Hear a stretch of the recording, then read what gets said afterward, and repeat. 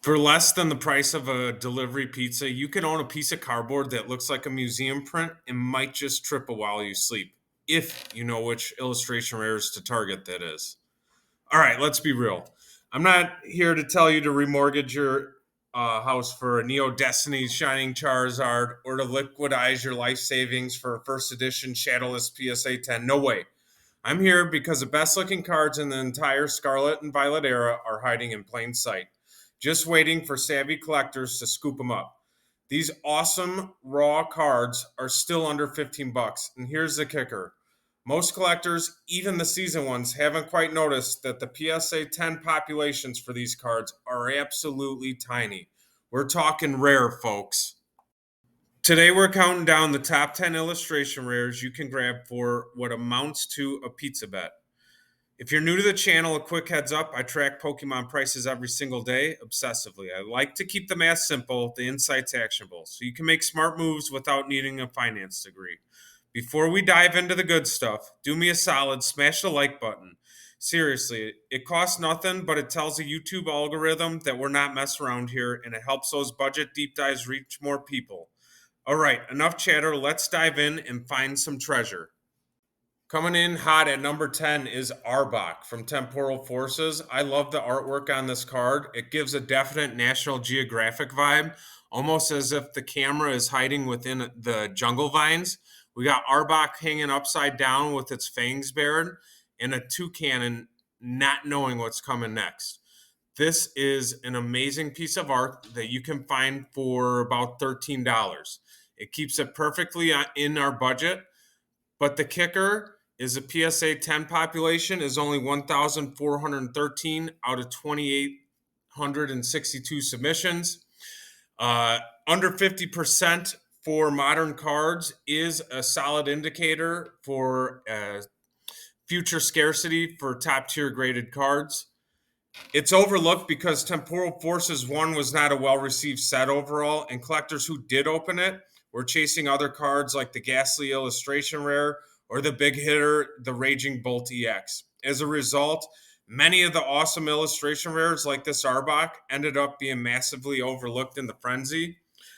But Arbok isn't just any Pokemon, it is an original 151, which means it sits on two powerful demand rails. Pure nostalgia for those of us who grew up with Kanto, and the relentless drive for master set completion. $15 max for a card that already hit 22 in March. That is a no-brainer. It's got the art, the nostalgia, and the scarcity all working in its favor. Sliding into number 9, we have the undisputed king of the jungle, literally, at least in the Kanto region, Nidoking. Also hailing from the incredibly popular Scarlet Violet 151 set. You know, I'm all about scooping up all the 151 illustration rare cards, and the artist absolutely nails this one with illustration, capturing Nidoking mid-roar on a rugged rocky outcrop in the middle of the jungle. It's down to $11 after a February/March high of $15 in the last year, making it an absolute steal right now. Don't let the raw price fool you. PSA 10 still command triple digits. Recent eBay sales are between $100 and $120. The population is at 1,201. While that is a bit higher than some others on our list, it's still under the 50% gem rate, which is quite low for modern cards. 151 sealed products are absolutely going nuts right now also. Sealed packs for 15 bucks at the Genesis card show a couple weeks ago. Single cards traditionally follow that rise in price, so I wouldn't be shocked to see raw copies break that $15 value soon. Next at number 8, we've got the incredibly charming Machoke from 151 as well. This is a great card that combines two of my favorite art styles, Pokemon at work and extra Pokemon appearing in the card. This offers a look at Machoke Brothers Moving Company, I like to call it, helping a woman move into her 2-story house while a Meowth curiously looks on from the rooftop next door looking into the window. The raw price has pretty much flatlined around 12 bucks since March, making it incredibly accessible right now. The real investment potential again shines with the PSA 10 population, only 1,066 out of over 2,300 total submissions. It's 46% gem rate. It's a low, uh, it's considered low for modern cards. So, what does that mean for you? It means that clean, perfect copies are going to dry out fast, especially once grading turnaround times shorten up. This card is a must have for Kanto completionists, but even if you're just someone who loves a card that screams Pokemon at work combined with extra Pokemon, don't sleep on it. It's got that understated charm that often turns into a big value down the line. While I have you here, I want to ask you to help me out. Take 1 second, hit the like button. It doesn't cost anything, but it does tell YouTube, the algorithm, that this content is valuable and there's something good here. And that it should show up in more feeds, helping other collectors like you. And selfishly, it keeps these budget deep dives coming because your engagement directly fuels my motivation to keep on digging for these incredible deals. So if you're enjoying the insights, finding some potential additions to your collection, please hit that like. Thanks a million. Your support means the world. Now back to the countdown. Up next is Team Rocket's Wheezing from Destin Rivals. I'm targeting Team Rocket cards out of Destin Rivals right now, just due to the fact with the sealed product going crazy right now. This artwork is pretty awesome. It's kind of like you're hanging out in Team Rocket's hideout, and it is undeniably cool. It's got narrative, mood, and the undeniable Team Rocket swagger. You can find this for $11, making an incredibly accessible entry point. PSA 10s are hovering around $120 right now. The last couple have sold between 111 and 134. And the population is awesome. Only 587 out of 1,521 submissions have come back gem. That's incredibly low. Largely, I believe, due to how new the set is, along with the card's background, which shows every little scuff and imperfection under the lights of a grading facility. Here's the thing about villain-themed cards. They have a dedicated cult-like following. The Wheezing isn't just a villain. It has that Team Rocket name. It's a significant distinction. Once collectors really start building out a specialized villain binder page, this card is destined to raise in value. I feel $11 for the unique subtitle. It's a piece of art in undeniable scarcity, makes it a prime pick for an increase in value. At number 6, Kangaskhan from Destin Rivals, another Destin Rivals. I love this card because it has multiple Pokemon on it. With Wooper making an appearance, the artwork is kind of cool with him at the side of the road looking like he needs to help Wooper out. And it's also from that skyrocketing Destin Rivals set. The raw price is only $11. And just like the Wheezing, PSA 10s are pretty low. Only 549 out of the 1,474 submissions so far. And they are selling between $124 and $152. The gem rate, by the way, is only 37%, which is super low for our modern cards. As I said, the set itself, Destin Rivals, is currently in the mid-cycle print run. We're already seeing booster boxes going north of $450. Once the sealed starts disappearing from the market, these cheap illustration rares going to follow suit. The card combines genuine, innovative art, low perfect supply, which is a perfect recipe for a long-term spike. It's a sleeper hit with massive potential. Taking the number 5 spot is the undisputed Yeast Beast himself, Fido, from the Scarlet and Base set. You can see it's got the baked goods in the window that it's staring at with the reflection back. Another solid piece of artwork. The raw price is coming in at $11. Same thing. If you couldn't tell, I kind of took this list a little bit differently. I'm looking for PSA 10 value because it does seem to drive the value of the raw cards as well. The PSA 10s are selling at $200, and that's because The population is only 318 out of 2,089 submissions, a 15% gem rate. The Scarlet and Violet base set was the very set of the new era, and print quality, is often the case with initial set releases, was notoriously rough. I wonder if it's going to be the same for the upcoming Mega, by the way. The card still sits under $15 because Scarlet and Violet base overall, in my opinion, is a very undervalued set. When you look at the list of all of the illustration rares, I feel like there's a lot of bangers in this set. Coming in at number 4, we have a card that truly smells like a flower, Gloom from Obsidian Flames. Seriously, I feel the card is a masterpiece. We're talking an electric jungle palette that absolutely pops. Gloom somehow manages to look majestic instead of its usual derpy, drooling self. It's an artistic triumph that reimagines a classic Pokemon in a completely fresh and captivating way. Throwing a couple Weedles on the bottom right, and we're talking a true hidden gem. It's currently around $14. You may have to fork out the 15, but PSA 10s they're selling for north of 250 bucks now. The range is between 212 and 259. Only 281 perfect copies out of 1,417 submissions. 20% gem rate. For modern cards, it's almost unheard of. The culprit is the surface, just loves to scratch, almost often straight out of the pack. It is a grading nightmare, which makes perfect copies incredibly scarce.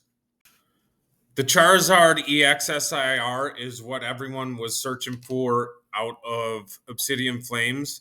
So many of the illustration rares like Gloom ended up being afterthoughts. But here's a little historical insight for you. Once people start building out their full illustration rare mosaics and looking beyond the chase cards, mid-evolution hollows with these kinds of low populations historically spike first. $14 to $15 with a $250 plus ceiling. I'll take those odds all day long. This isn't just a card, it is a vibrant piece of art with serious upside. Our third place finisher is Grevard from the very first Scarlet and Violet base set. This card is great. It may be my favorite out of this whole list. I love the artwork on this one. And I actually just saw it at the Genesis card show, and I can kick myself for not picking it up. I love it. Grevard's laying flat on a rug. I have a Great Dane and a Golden Retriever, and they look like this all the time. So I think that's why I connect with it. But what I love about the art is that it features a Pokeball on the rug, and then within the rug, you have different ghost types. You have Shuppet, Drifloon, Ghastly, the popular Gengar, and there's even a Ditto in the picture. But the price is only $10. It's actually under $10. You might be able to get it for $9, making it the cheapest card on our entire list. Yet the PSA 10s have recently sold for an incredible $250, and the range isn't that high. They're all $245 to $250. There's only 305 perfect copies out of 2,117 total submissions, 14% gem rate. The reason it scratches crazy. It shows every print line, every tiny speck. So I was looking at them on eBay today. You can zoom in. There's one for sale for $8. It had the scratches on it are crazy. And then there was another one for like $9.99. The print lines across the bottom, it's so noticeable. It's kind of sad that this card was so hard to print. But like I mentioned before, the Scarlet and Violet base set being the first set, print quality is rough with initial releases, and this one was notoriously rough. That means perfect copies of Grevard were rare from day one. $10 to get 25 times potentially your money. This is definitely a card that I'll be on the hunt for at any card show I go to the future here in Vegas. Coming in at number 2, we got the incredibly sleek and powerful Sizer from Obsidian Flames. This is a visual feast giving us a Crimson Samurai Mantis caught mid-dash heading into battle. It's pure kinetic energy. The raw price is currently sitting at only $12 flat. You can see the high was up to $18 in the winter. The graded market, That's where it gets crazy. PSA 10s just crossed the $300 mark on a card that costs $12. It's because there's only 339 perfect copies out of 1,982 total submissions, 17% gem rate. Why is it so brutal? Because the hollow texture on the illustration rares from this set is prone to micro scratches, just like the gloom. Sizer is a fan favorite Suedo legendary Pokemon. It's got a loyal following, and the art style looks less like a trading card and more like a high-end poster you'd probably frame in your game room. The history of Pokemon market tells us that when modern alt art cards with fewer than 350 perfect populations exist under $15, the smart money says you buy first and ask question later. It's not speculation, it's a recurring pattern. And finally, taking the coveted number one spot, we have a true hidden gem of the Scarlet and Violet era, Armor Rouge from the base set. It looks as though, being from Vegas, Armor Rouge is walking through the Venetian hotel with the sky painted on top, and it gives off a European village charm that I love about this card. Raw copies are holding steady at $13. They did hit 18 in the winter. It's $400 to $425 on eBay completed sales right now, and it's the same thing with Scarlet and Violet and Obsidian Flames. Is the brutal gem rate. Only 280 out of 2,865 copies submitted have come back gem mint 10. It's below 10%. Like the other base set cards on this list, just like the other cards from Scarlet and Violet base set, the print quality was a nightmare, and this card shows every single flaw. When you have a card with a sub 300 population count, a piece of art like this, from the very first set of the era, it's a recipe for an explosion. This isn't just a card to watch, it's the ultimate hidden gem for the budget savvy collector who knows what they're looking at. Okay, I have a little bonus for you, and this one was sitting at over $15. It was in the $16 range, and it just dropped below $15.